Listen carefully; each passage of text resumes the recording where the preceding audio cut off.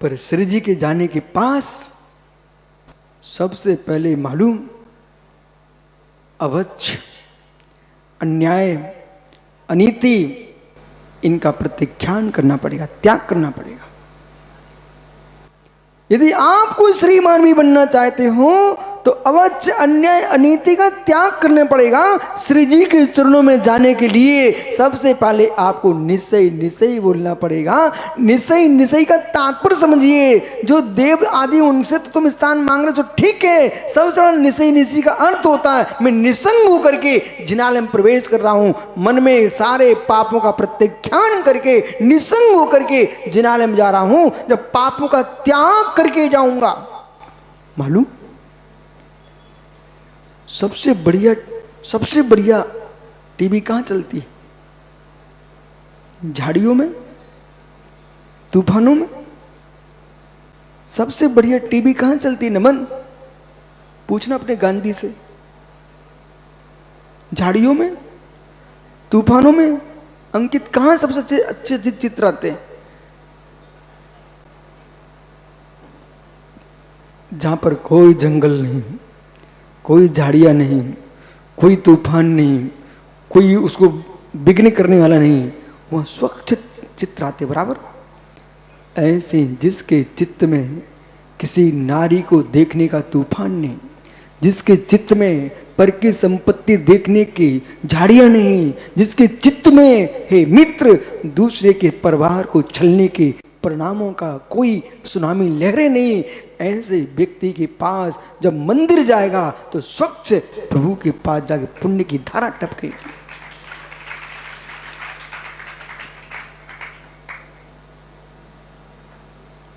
भैया उत्तम सोच का दिन है आज।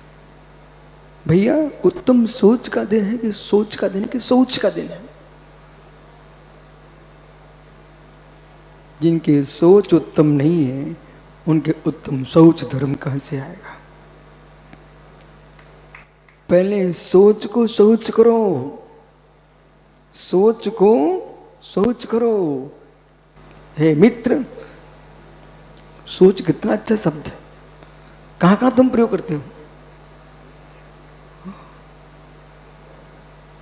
कितने ही सुंदर खाना खाते हो, पर सोचना नहीं जानते ना, कोई घर में नहीं बिठाएगा। बोल दो किसी से, अंकित चाहे महावीर पाटनी हो, महावीर वाकलीवाल हो, चाहे रारा जी हो, कैलाश जी, चाहे उनके बड़े रारा जी हो, तो पापड़ी वाल हो, नरेंद्र, इन सबको कहो तुम जाओ सुलो शौचालय जाओ, पर सोच के नहीं आए भी।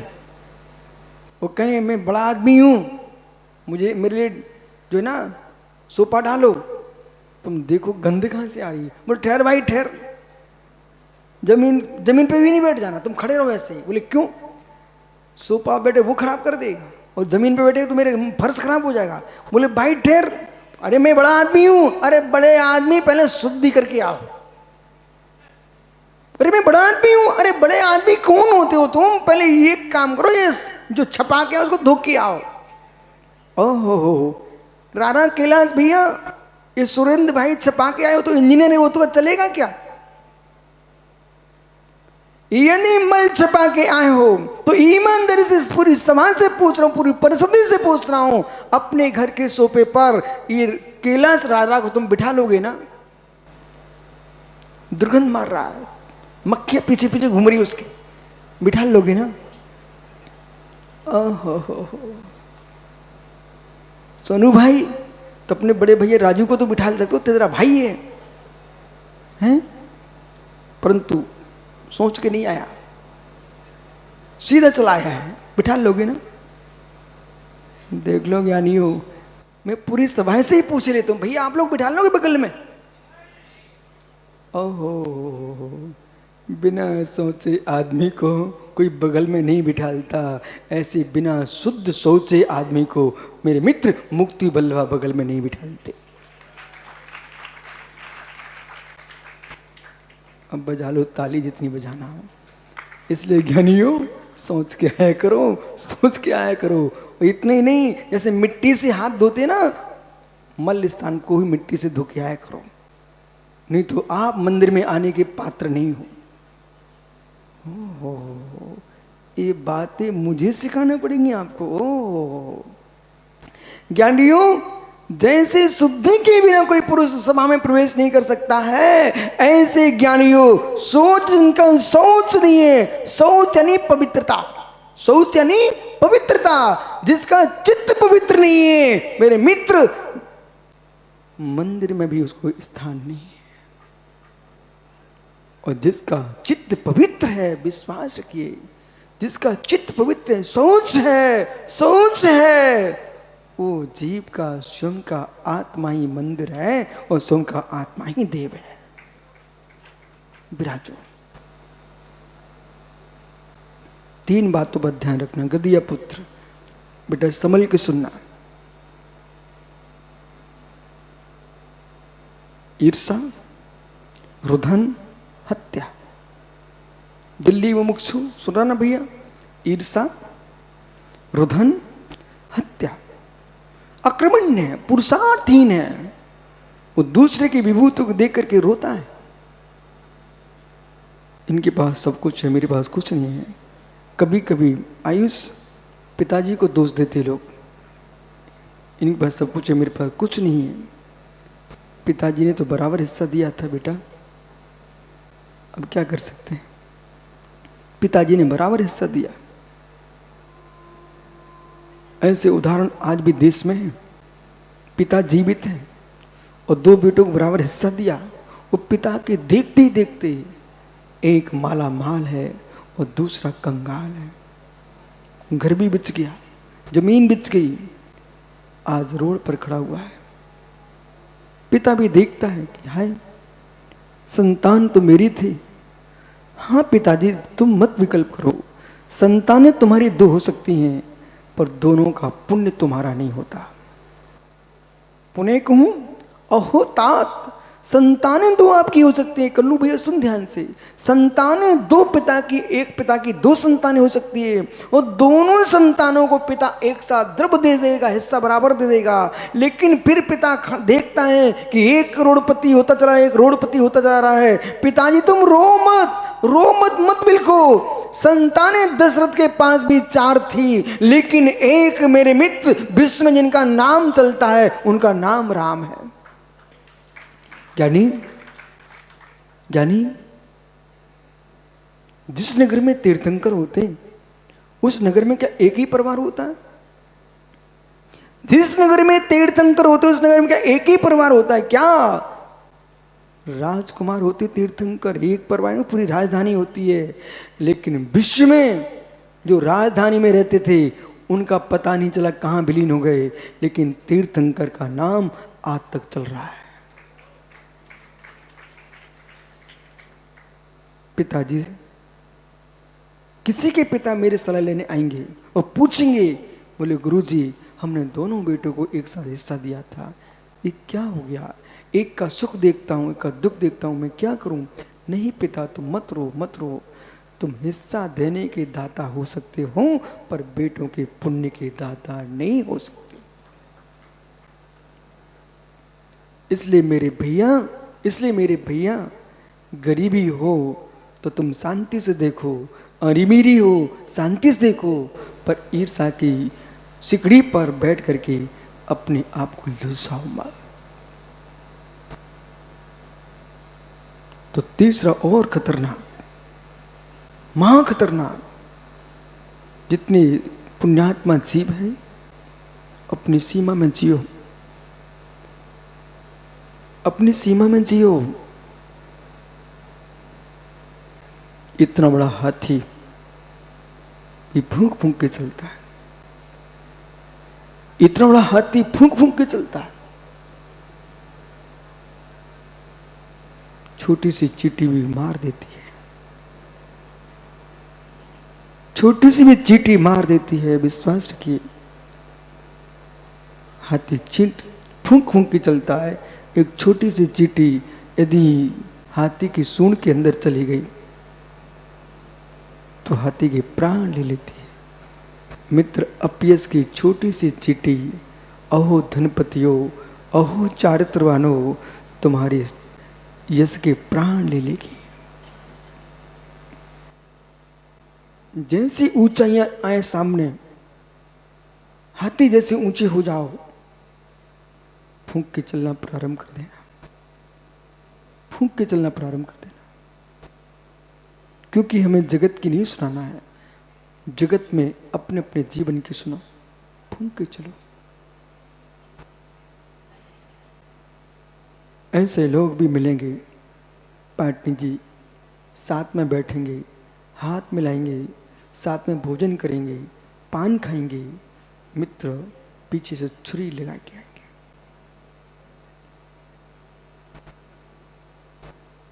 इन सबको देखते हुए, पर जो व्यक्ति कह रहा था कि जैनी धनवान क्यों है, उनसे कहो तुम ईर्ष्या तो कर रहे हो, रोत रहे हो, हत्या करने को तैयार हो तुम, पर ये नहीं सोच रहे हो मेरे शरीर को मत देखो, मेरे जीवन की शैली को देखो, और मित्र शरीर को मत देखो, मेरे पुण्य को भी देखो।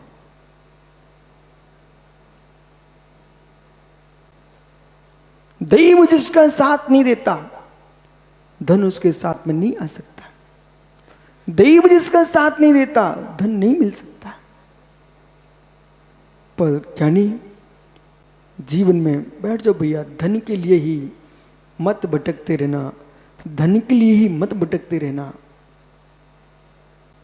धन्य होना है, धन्य होना है तो विश्वास को धन छोड़ना ही पड़ेगा।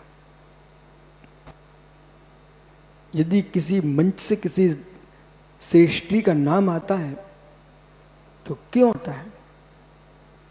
छोड़ने पर आता है कि धन के होने से आता है? प्रश्न मेरा उत्तर दो। इस मंच पे क्या वो आपका अरविंद भाई सबके नाम बुलाता है? जो त्याग करता उसका नाम आता है, चिपका के रखे उनके नाम नहीं आते। जिन्हें धन होना है उन्हें छोड़ना पड़ेगा। तीर्थंकर भगवान महावीर स्वामी ने, मेरे मित्र, त्रयोदशी के दिन योग को ही छोड़ दिया तो उस त्रयोदशी का नाम धन्य त्रयोदशी हो गया। पर रवि सेट्टी कुछ ऐसे अज्ञानी लोग हैं, धन्य त्रयोदशी के दिन बाजार में जाके लो लंगड़ पता नहीं क्या क्या खरीद के घर में रख लेते हैं। बोले आज धन्य त्रयोदशी है, चलो बर्तन खरीद के लाए। अरे ज्ञानी, पात्र खरीदने का दिन नहीं है ये धन्य त्रयोदशी का दिन है, अपने पात्र को खाली करने का दिन है कि परिणाम मेरे अशुभ खाली हो जाएं। वो भरना है तो प्रशस्त प्रणामों से अपने आप को भर लो, आपकी त्रयोदशी धन्य हो जाए। उत्तम सोच, उत्तम सोच कि उत्तम सोच। समझो ध्यान से, उत्तम सोच, उत्तम सोच।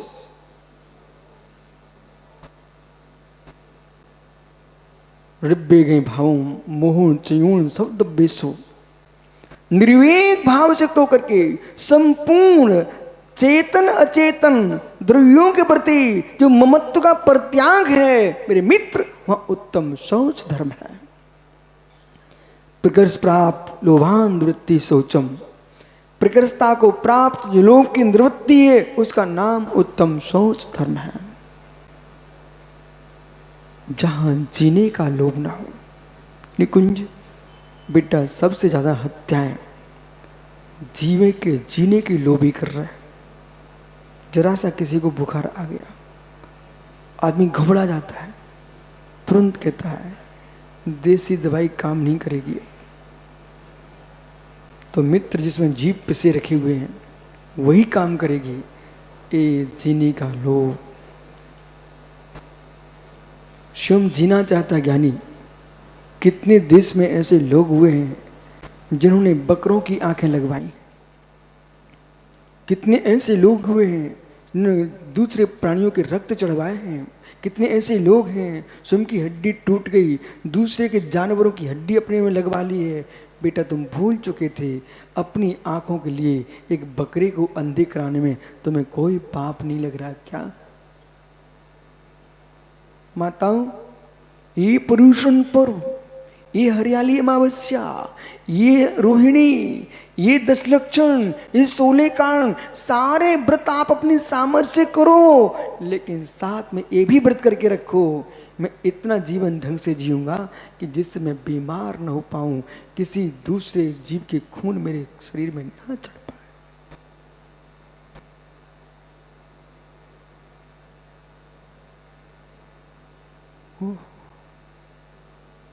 जिस दिन अंग्रेजी दवाइयाँ बनते देखोगे ना, सच्चे जैन होगे ना, हॉस्पिटल पर पैर नहीं रख पाओगे।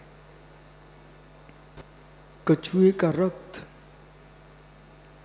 गाय के बछड़े की आंतों के निकाल करके, बंदरों का रक्त, मछलियों को उबाल के तेल निकल रहे हैं। ओह सुब्रे सागी, इधर देखो ना मित्र, इतना बड़ा गोहरा तेलंगाना में एक युवा अपनी पीठ पे लिए चला जा रहा था। उस अभागी को 500 रुपए दिए एक सच्चे जैनी ने, बेटा इसको छोड़ दे। उसने 500 नोट भी रख लिए और पीछे फिर से चला गया, फिर पकड़ के ले गया। एक वो जैन समाज है जो जीवों को बचाने के लिए अपने पैसे खर्च कर करके उनकी रक्षा कर रही है। एक बेक अभागे जो जीवों के प्राण लेकर के पैसे कमा रहे हैं, तुम कहां धनी हो पाओगे?